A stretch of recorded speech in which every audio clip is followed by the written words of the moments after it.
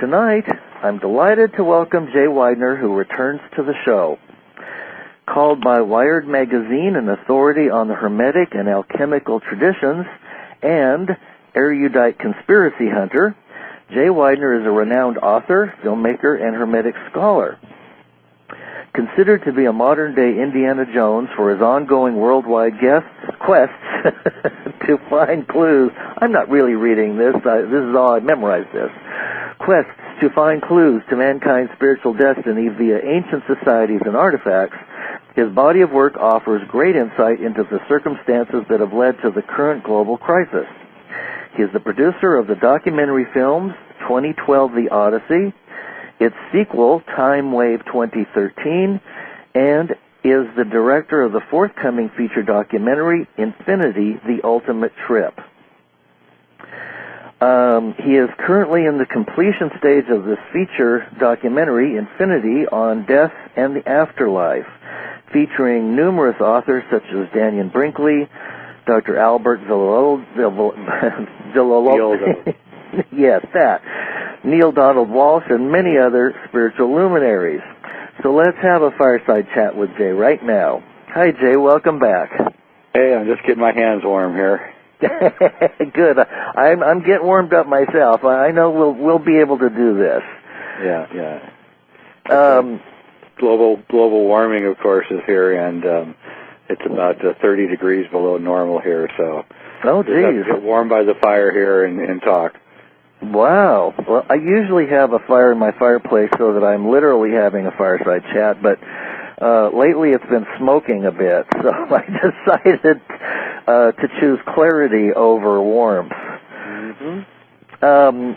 I was reading your article sections today on your site, and I just want to mention it now in case people want to go there, which is www.jayweidner, that's JAYWEIDNER.com. And on the articles page, there's some new information there that I hadn't noticed before. And I'm telling you, it was like my jaw dropped onto the desk when I read the first few articles, especially the ones about Stanley Kubrick. Would you, can we kind of start out with the article on Stanley Kubrick's 2001 Space Odyssey and some of the amazing synchronicities that are occurring there? Well, the whole entire Stanley Kubrick Odyssey, not just 2001, but the entire work of Stanley Kubrick is really has to almost be understood by stepping back as far away as you can and taking a wide look at it. And Stanley's obsessed with time. If you watch his third film, The Killing, it's intercut between many different times. This is way before the film Memento or any of these modern films. This was 1956, and when you move forward to Dr. Strangelove, again, we're intercutting not between different times. We're in the same time, but time is different, even though it's at the same time. So when you're on the bomber, time is going fast, but when you're in the president's conference in the war room, time is moving very slow. Right. When you're in the trying to get the code from General Jack Ripper, time is moving it's slower than erosion. Because Jack isn't going to tell you what the code is, the recall code. So 2001 again is doing the old MF with time too, because we have the ape cutting in 1/24th of a second between his throat bone and into a spaceship orbiting the Earth, 4 million years later. And we don't really know what time it is on Earth when the space child returns, the star child returns at the end of the film. And when you read my article, Alchemical Kubrick, Part 1, 2001, the great work on film, you'll see that it's a conscious thing that Stanley Kubrick is doing. He's designing the film to be an initiation. When you wend together the other two articles that I have about Kubrick and then what I have now discovered about the films of Stanley Kubrick, an eye-opening expose is at hand, and one I'm intending to get out here soon, I hope. But basically, Stanley Kubrick cut a deal, I believe, with the U.S. government to fake the moon landings, and I'm not saying they didn't go to the moon. They did go to the moon. They went to the moon. They brought back moon rocks. They put reflectors on the moon. They've done all sorts of stuff. Believe me, they've been on the moon a long time. But they didn't go the way that we were shown in the moon landings. That was faked by Kubrick. And in exchange, Kubrick cut a deal that he would be able to do the kinds of movies that he wanted to do. And the first of these kinds of movies was 2001: A Space Odyssey, of course, in which he not only embedded tons of alchemical and esoteric information into the symbols and into the script, but you can use it as a springboard to understand the bigger story that Stanley is telling, which is unveiled through the rest of his films very secretly.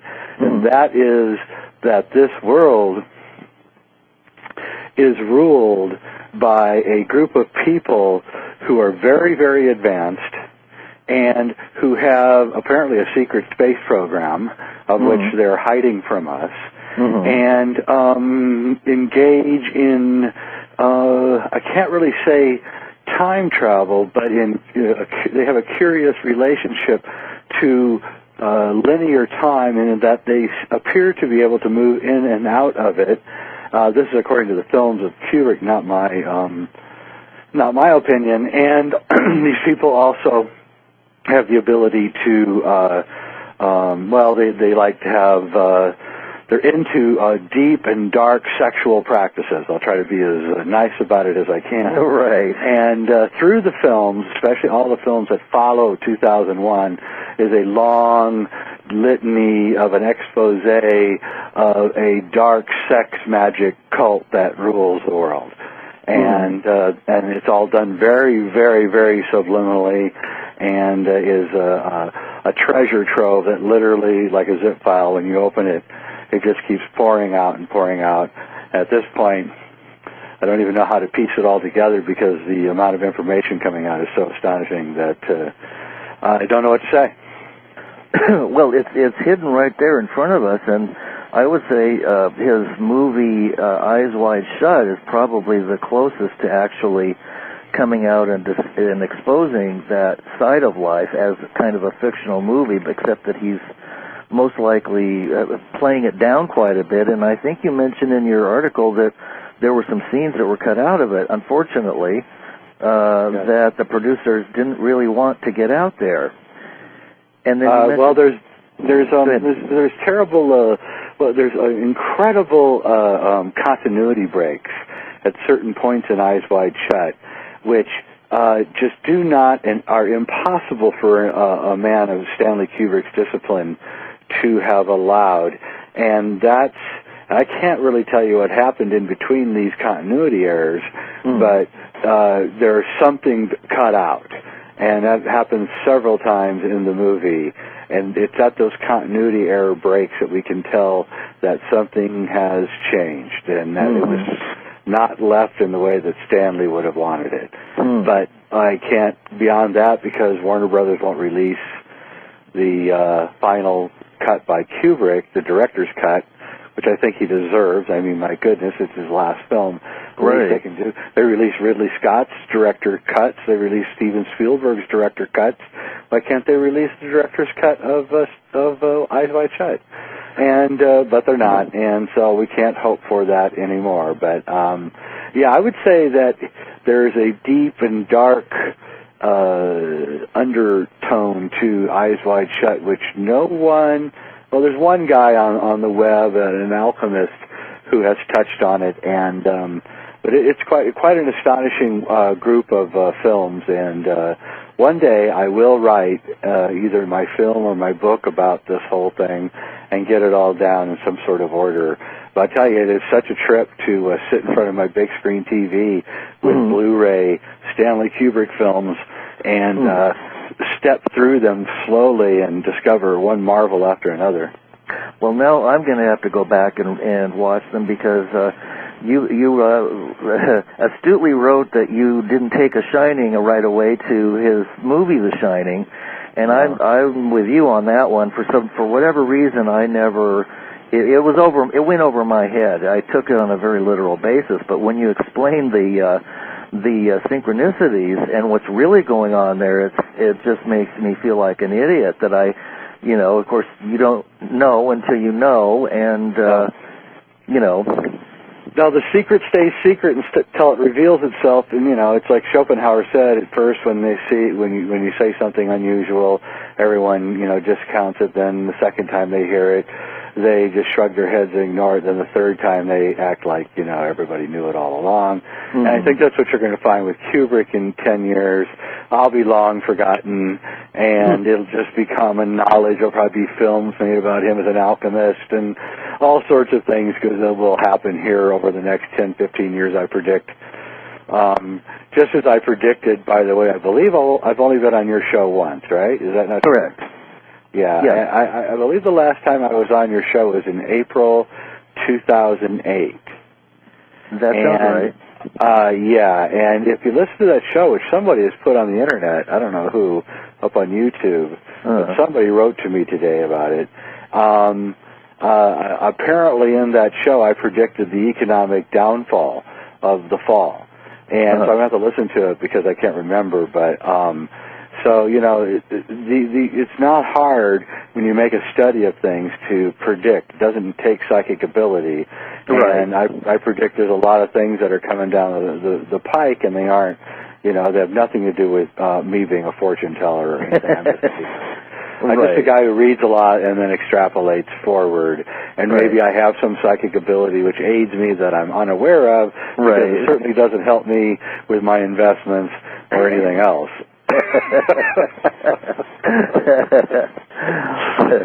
Well, I'm with you on that one. I just, like you said, I listen to my guests, and sometimes I'll hear something later that I didn't hear the first time. Again, it seems to depend on how awake I am in that moment, and it seems to change from day to day. So I try to put on my memory cap every day so I don't forget everything I've remembered up to that point, but it doesn't always work, and sometimes I forget to put it on. Yeah, well, we all have our fading moments. Really. Yeah, as the world gets crazier and crazier. Well, yes. Now, to what do you attribute that? You mentioned also, we could go into the numerous prophecies that you've studied from ancient artifacts from the Egyptian pyramids to the cross at Henday to the Hindu artifacts, and Mayan, it goes on and on and on. Yeah.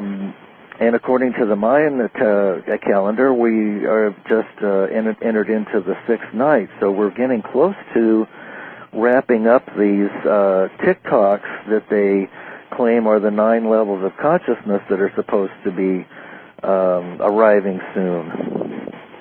Yes, yes. It's unscrewing itself.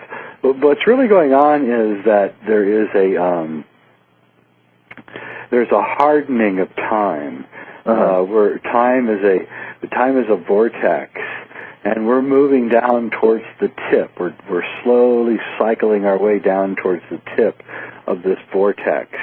And as we cycle down, the concentric circles grow tighter and faster. So each circle around is faster, but also closer to the last one. And a reflection as the circle above and the circle below in a vortex spiral are very similar to each other. They're kind of mirrors, so you kind of, whereas it would take 20 years, 25 years to go from World War II to World War I to World War II, it only took a few years to go from Vietnam to the Gulf War, and now we're seeing, 2 wars that were right next to each other. So we're fighting a two-front war that started, within a year of each other. And, at this point, we'll start seeing, reflections of this densification of time happening as we approach the tip.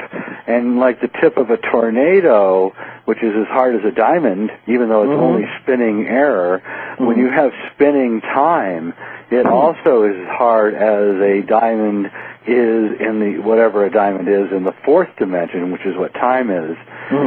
And that's when things get really weird, because at that point, the circles near the tip begin crossing themselves. And when they begin crossing themselves, which is really what hardens up time, then you can go forward and backwards.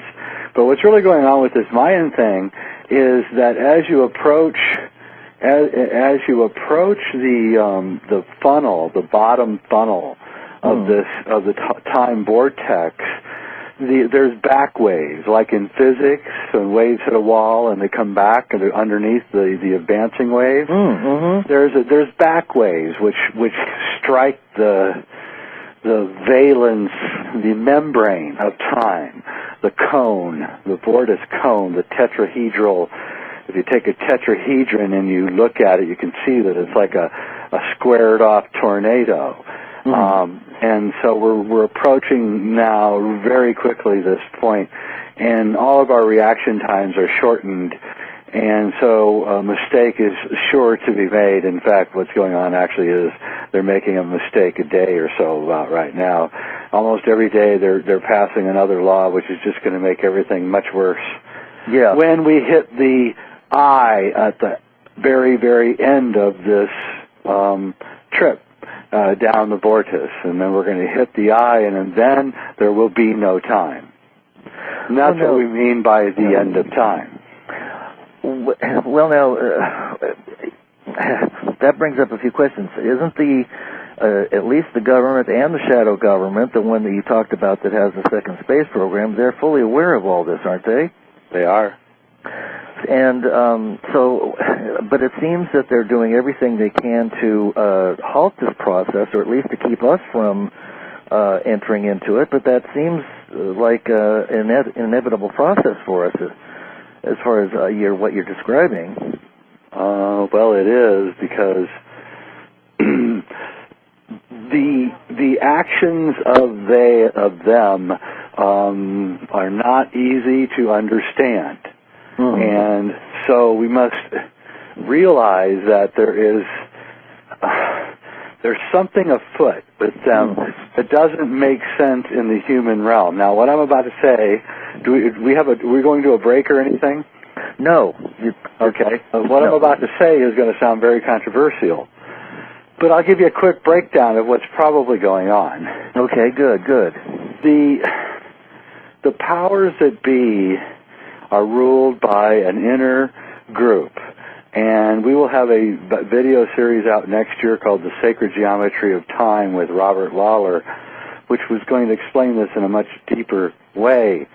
But this group apparently knows all of the knowledge of the past.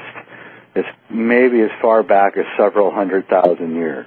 Okay. And they live here on Earth, and they have lived here for a long time. But they've lived separately until about 6,000 years ago. They lived separately from us. Just in someplace on Earth, in a very nice place. But about 6,000 years ago, the first of many alarms went off.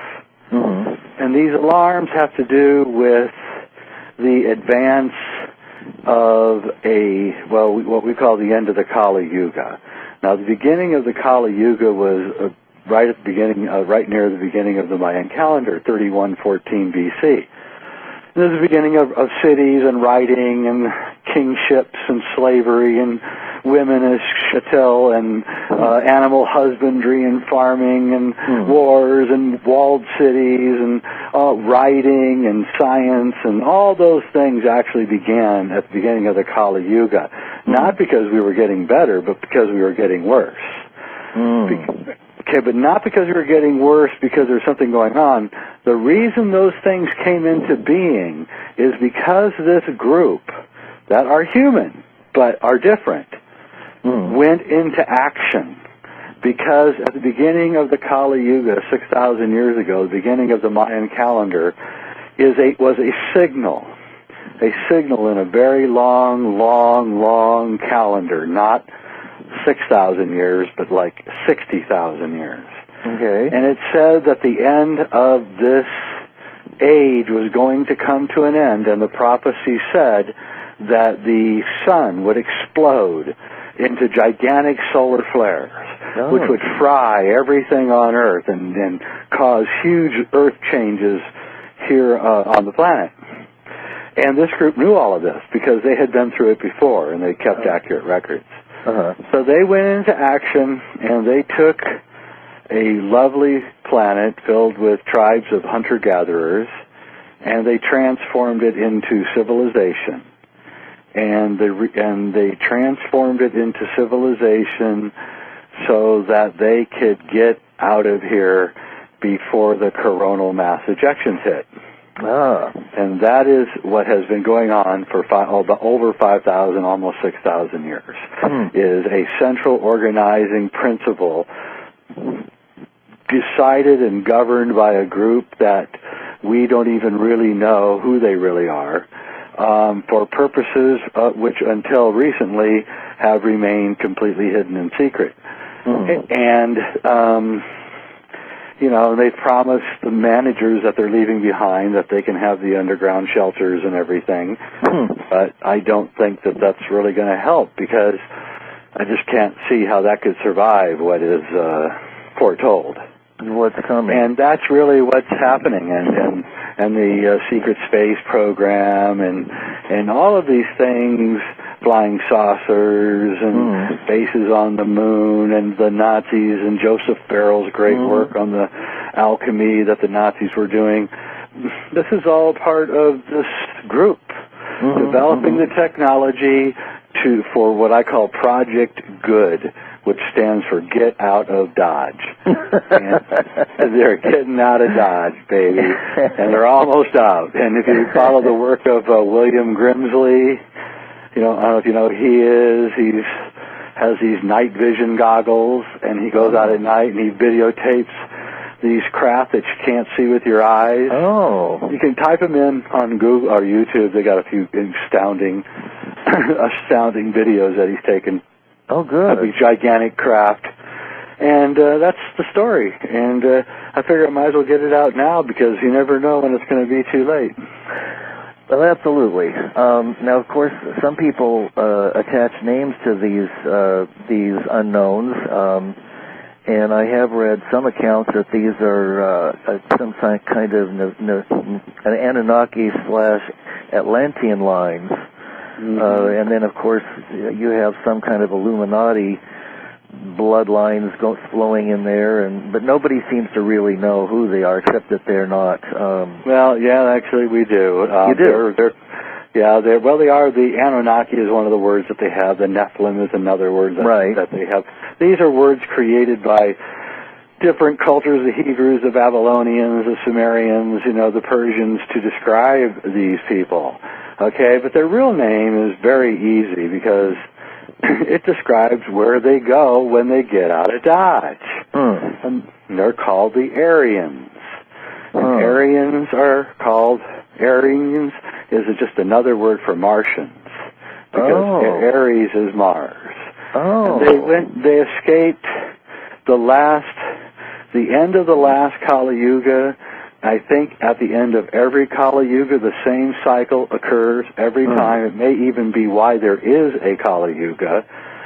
They come to Earth after the Earth is healed from the gigantic coronal mass ejections which occur, and they come back in their ships and they repopulate the Earth.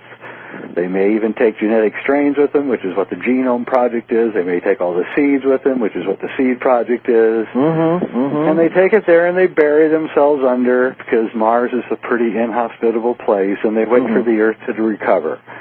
And they came back 60,000 years ago, and They thought that that the Earth had pretty much been wiped out, but a few groups had survived. The Native Americans had survived by being in caves, and they tell those stories about how hot it was, so hot that you stuck a stick out the cave opening and it lit on fire. The Chinese survived. One of those Asian groups must have survived, obviously. And some of the Africans survived. Wow. And when the Aryans landed, they kept to themselves, but they did have ships, and they went around, and they had an order that they couldn't have any sex with the remnants that were left behind. They could help them. They could teach them how to read and write and how to farm and all the other things, but they couldn't have sex with them. But, those Earth women and the way they move, they just couldn't resist. And so these are humans, but they went to Mars for a long time, and they lost the pigment in their skin. They lost the color in their hair. Their eyes turned blue, green, hazel. They were tremendously big because of the low gravity when they landed here. Very advanced, super advanced, and they've been here for a very, very long time, and they're leaving, and they're going. They're leaving now. There's colonies. I know this sounds completely out of my mind, but I have proof for all this. There's colonies up on Mars. Just type in Hale Crater Civilization on Google. Read Skipper's work, Joseph Skipper's great work on the colony there up in Hale Crater. And this is what's going on. This is the long and short of it. And yeah, they live here. And they actually lived in Norway. That's where they lived because they liked the coolness. They couldn't get used to the heat. And that spiral that exploded over Norway when Obama was going to get his Peace Prize in Norway. Yeah. Yeah, well, that's their weaponry. Here's the problem Obama faces. Okay? These guys are leaving. They're getting out of here because they think that the coronal mass ejections are coming. Okay. All right? Okay? They're leaving, and they don't care who runs the United States anymore. Okay? They did up until last year. Now they don't care anymore. Okay? It was always one of them, by the way. But now they don't care. And so Obama's sitting here, and he's got the remnants of their technology. He's got the stuff sitting around, right? And they're probably busily back engineering the Aryan technology, okay? Right. And this is what's going on in Argentina and Chile, where they're raiding the tunnel systems. Yep. This is the New World Order. These are the managers that have been left behind. The New World Order is not the Aryans. The New World Order is the Aryans' managers. Right, that would make sense. Yeah. And this is, the Aryans think of themselves as the people of the red, or the people from the red planet.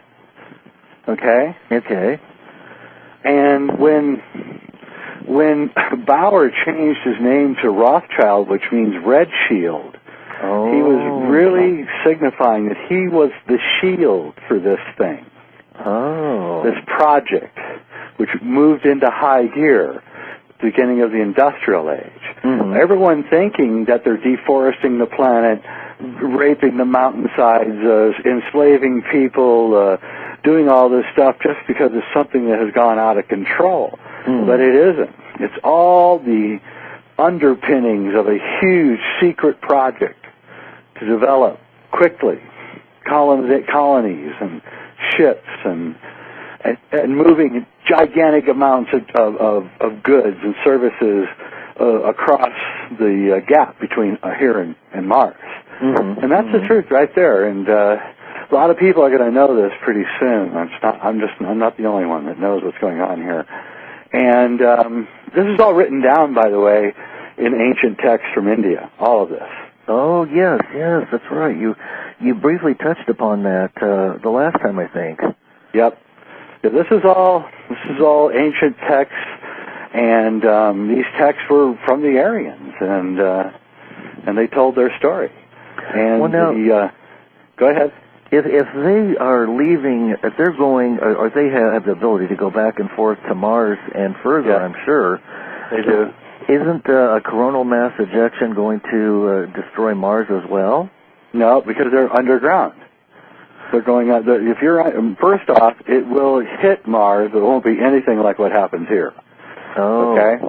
Secondly, it hits the problem with the coronal mass ejection, which I have to say the film the 2012 did a pretty good job of evoking, is that it is a huge electromagnetic blast, which has a commensurate effect on the core, which is heavily electromagnetic of the Earth. Right. Okay, so it causes a core flip. Huh. Okay, here's how it works. The poles of the sun orbit or rotate every 37 days. Mm-hmm. The equator of the sun would also rotate every 37 days, except that the angular momentum of the planets at the equator of the solar system causes it to slow down. So it only rotates at 26 days instead of 37. Mm-hmm. It rotates a little bit faster. Every 87 days, there is a crossing over of the magnetic field as the 26 catches up to the 37 again. You follow me? Mm-hmm. Mm-hmm. Okay.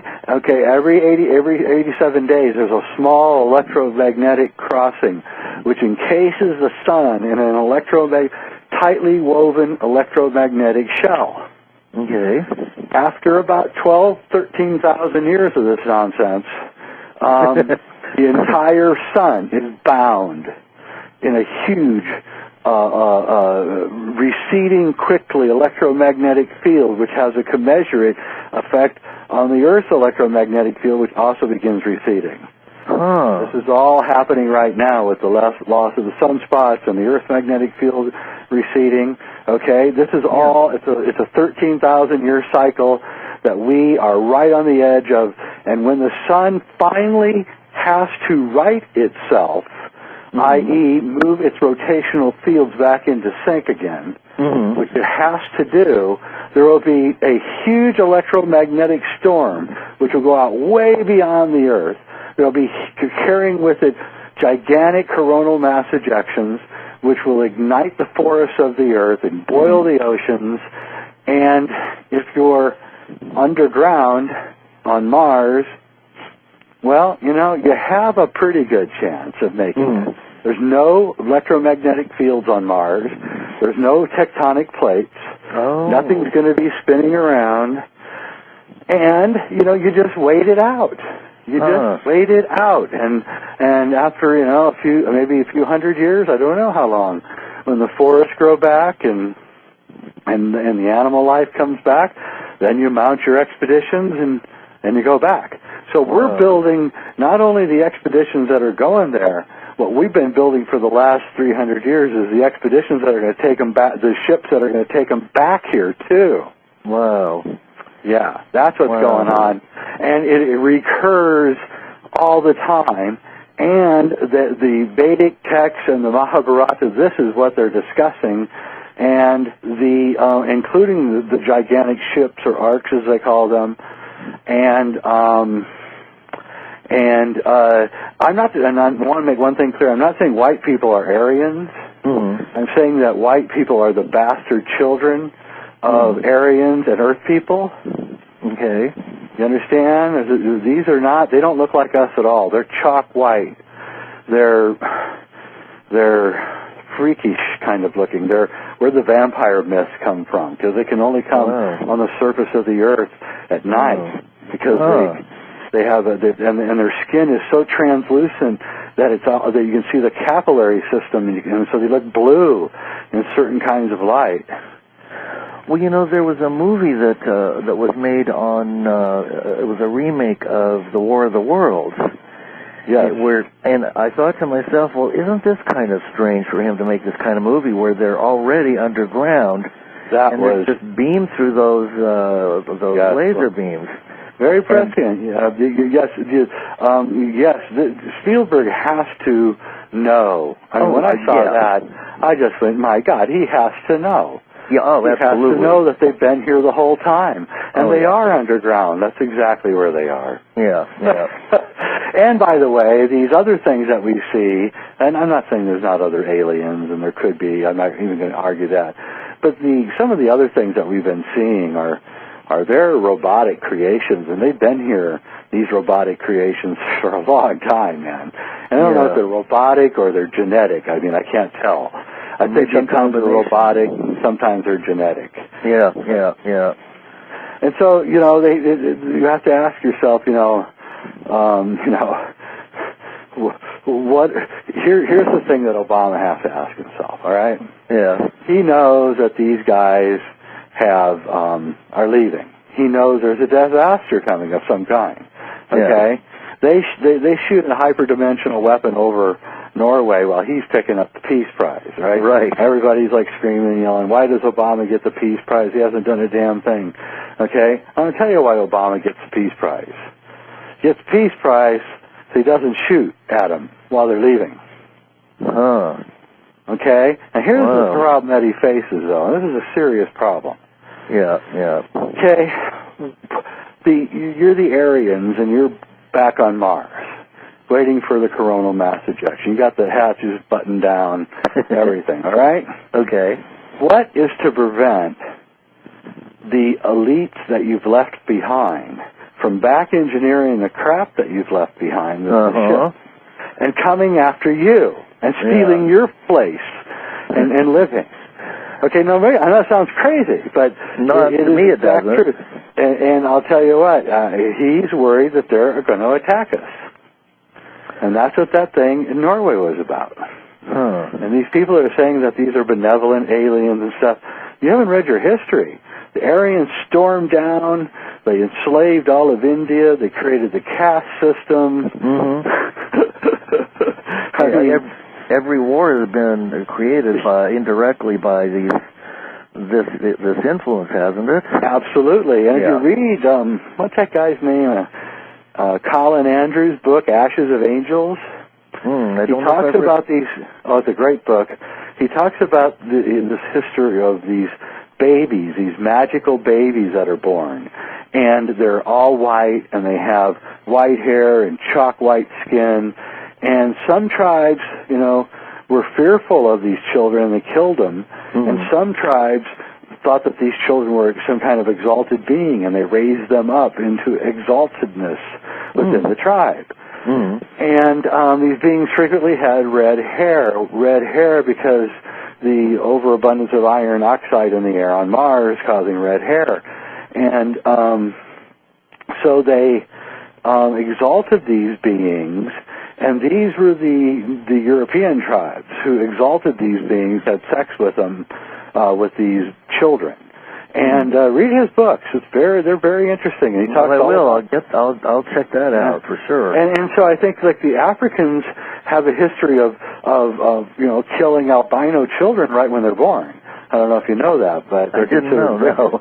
Yeah, they're considered wicked. You can Google it. African tribe albino children, and you can see that they think that they're wicked or there's something bad about them.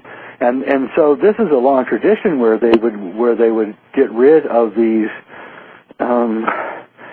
angel demon children, and get rid of them, and so the Aryan influences are more prevalent among the European stock cultures, and so they became the vehicle for the real Aryans that have nothing to do with white people at all, actually, except for leaving behind some genetic trace to do their bidding.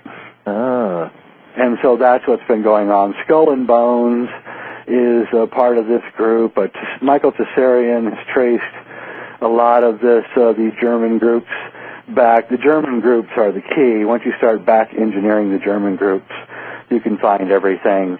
The Saturnian Society, Aleister Crowley, all of the UFO stuff from South America, all this stuff is all intertwined into a cohesive story that makes total sense and gets rid of a lot of the gobbledygook, but it's backed up and bolstered by very, very serious ancient texts, Puranic texts, and Vedic texts, which tell the whole story very clearly.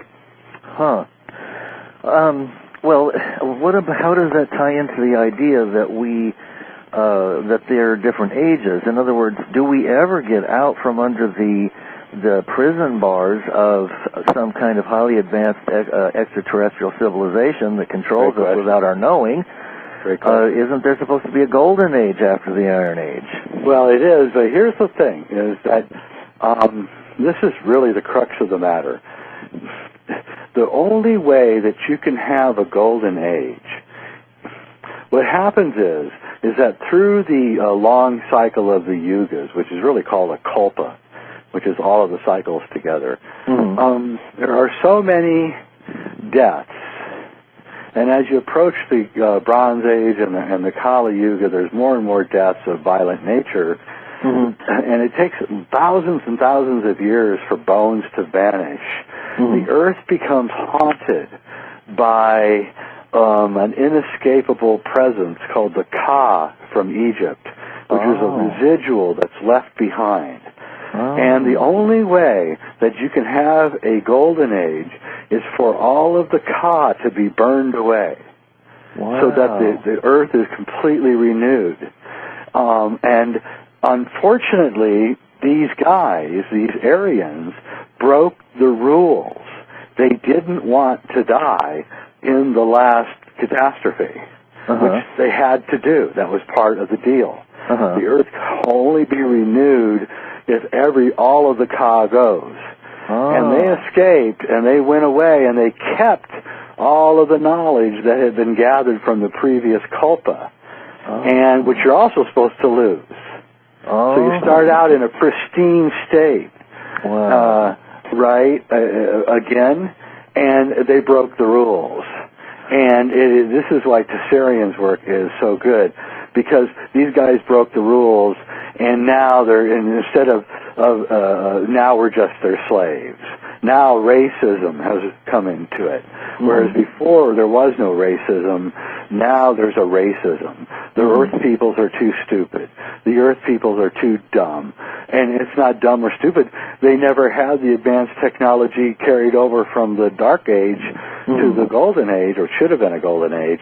And this is the problem. And so there has to be a cleansing of the Earth so that it can be renewed. And they're not allowing that to happen. And they keep bringing back the same genetic strains, when actually the Earth is constantly rolling the dice and searching for new genetic strains that it can use to embrace and place consciousness in.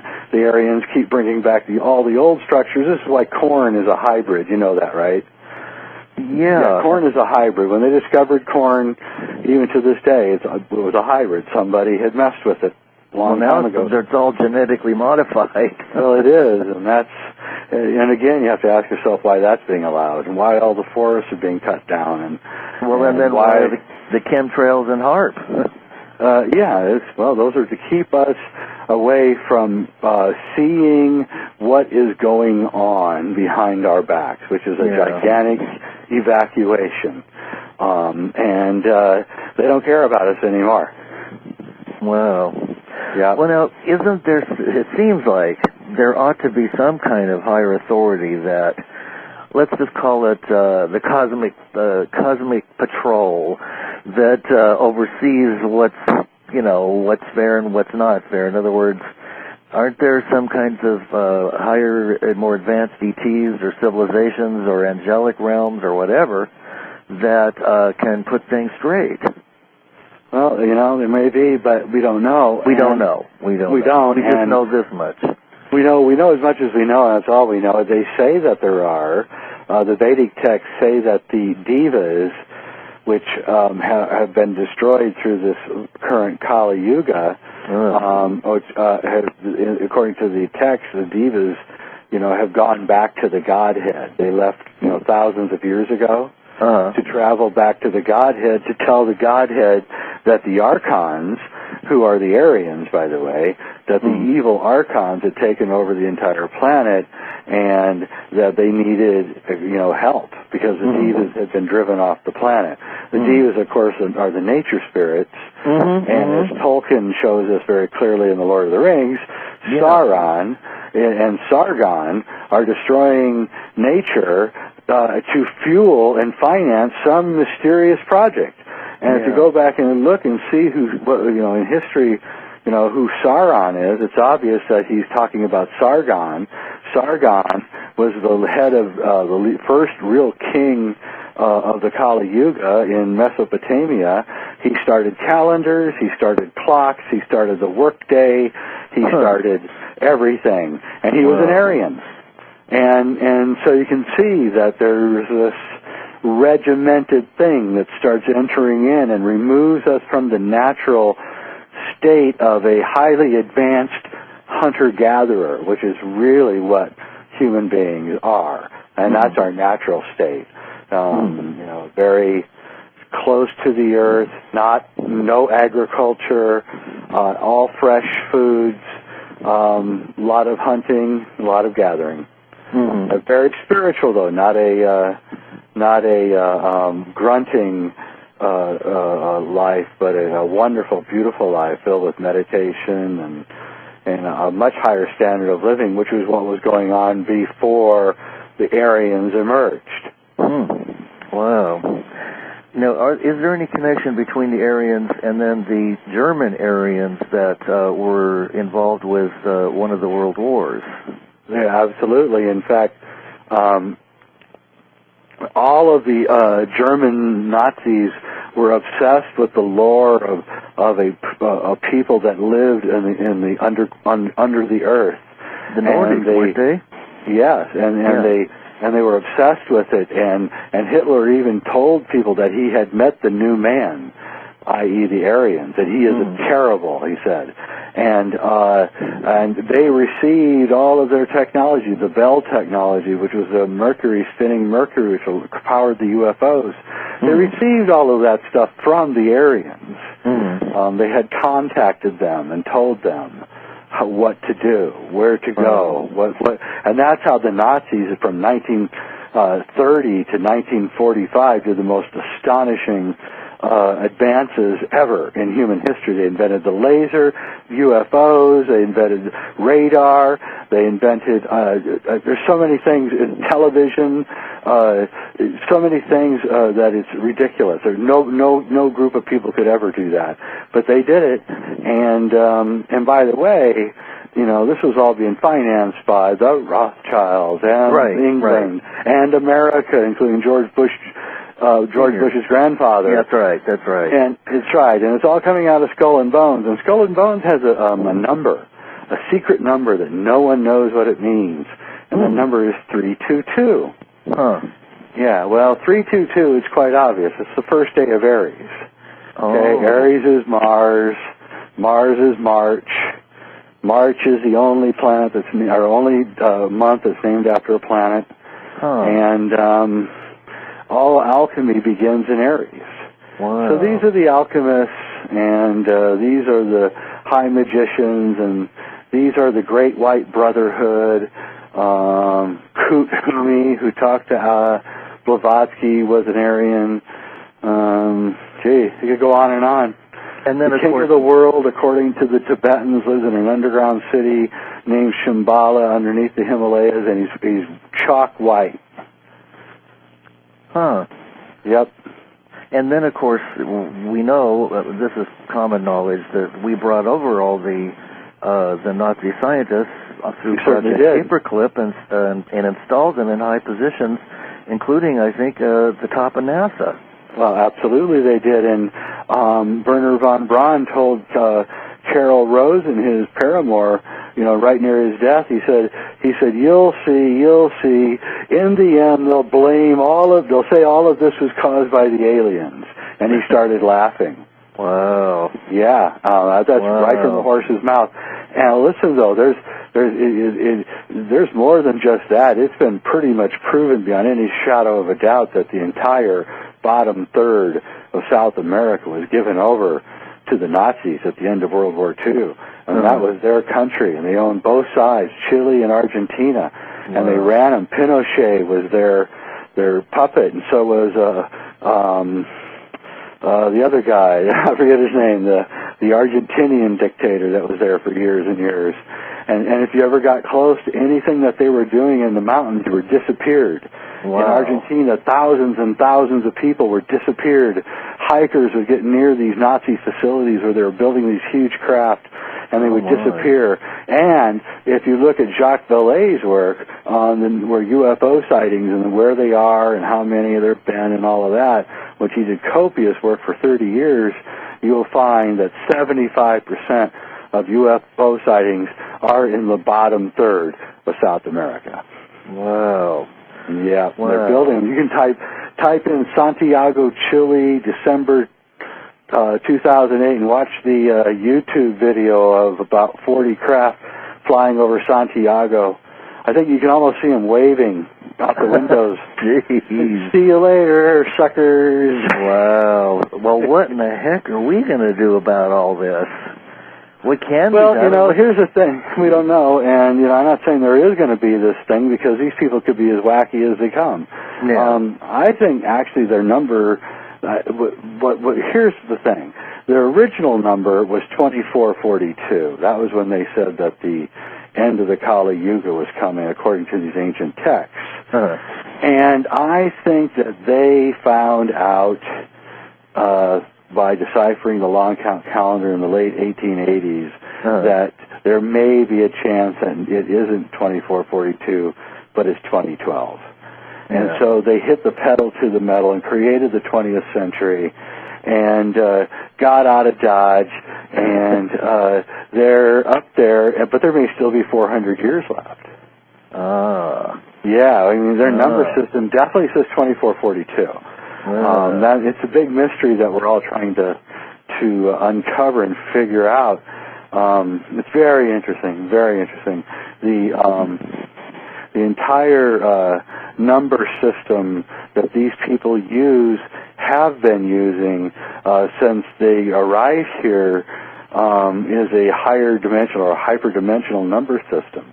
And there's only 3 places on Earth that the architecture that we've looked at. No, there's many places on Earth that use their numerical system, this hyperdimensional numerical system, but the 3 places on Earth that have it the most are Giza, the Great Pyramid of Giza, Stonehenge, and the U.S. Capitol.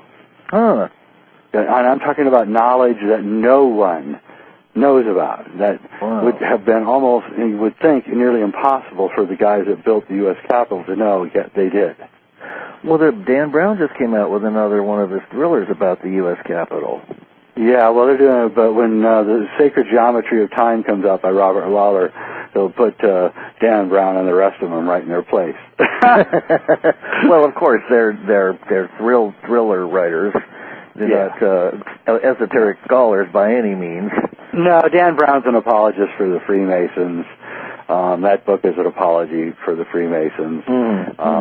The guy, what's his name, Ronnie Howard, who made Angels and Demons and the other book, The Da Vinci Code, based on his books, he's a Freemason. The Freemasons have their agenda, and their agenda is to get out of Dodge and leave us all here, and that's the truth of it. A lot of people are doing things. Patrick Gerald's going to someplace in Africa where there's deep caves. I'm heading to Peru. There's people that are doing things. There's things you can do. What about building a boat? Well, it will work. The problem, if you can get past that initial coronal mass ejection, then the resultant tidal waves and expected 400-mile-an-hour winds. My buddy Cliff High is building a boat. I know that, and it's a pretty cool boat. And I'm thinking about buying one myself just in case. I just read his article on that, and my jaw dropped on it. It was almost like reading your articles. It was like, just chock full of hidden meaning, and at least that's what I got out of it. You can take it on a literal level, of course, but there's a lot more there than meets the eye, I think. And he's going to be coming back on the show soon, I hope. Well, there's kind of a strange thing going on where there's just a certain percentage of people that get it, and they really don't even need to discuss it anymore. And Cliff and I are in that group, and it's like, well, if you don't see it, that's your problem. We're taking care of business. Right. He's building a boat. I'm headed to South America. Right. I'm probably going to stay right here. I just have no desire to, for whatever reason, I've been stationed here, and so there's not a whole lot you can do. There really isn't. It's a matter of luck, even in a boat. Yeah, so. yeah. And with my resources, I wouldn't get further than leaving California probably. Yeah, but I do know that the military is building underground bases as fast as you can flip pancakes at Sambo's. Certainly are. They are. So, they're just scurrying around, but that's not going to help any either. Well, I think that the air would get sucked out of them, and then you got the crust moving around. I don't know. I wouldn't think it's a good idea. I wouldn't. It doesn't appeal to me. No. I'm just joking. I'm probably not going to South America. I'll just take a deep breath and hope I get through it. I've had a good life already, so I feel sorry for the other people if it happens. I don't concern my life actually with disasters and things. I'm actually glad the Aryans are leaving, and I hope we get a 400-year reprieve and maybe longer from them. I think they've been a terrible influence on the planet, and they've left a wrecked planet behind. And we've got to pick the mess up, and so I don't really appreciate it, and I hope they did take a few pot shots at them as they were scooting out of Dodge. Frankly, that's how I feel about them. So, if Obama's got a terrible mess to handle, and I wouldn't pity. I don't pity politicians, but at the same time, boy, I'll tell you, I wouldn't want to be there now.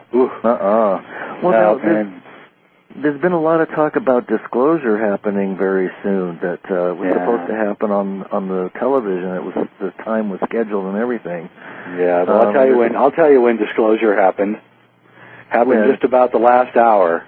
That's the disclosure. Yeah, that's the disclosure. Anything else is not just not there. And David Wilcock going out of his way to say there's going to be a disclosure, and he thinks that there's going to be these aliens landing and everything. I'm sorry, I love David, he's a great guy, but no, it ain't going to happen. Disclosure is that they're leaving.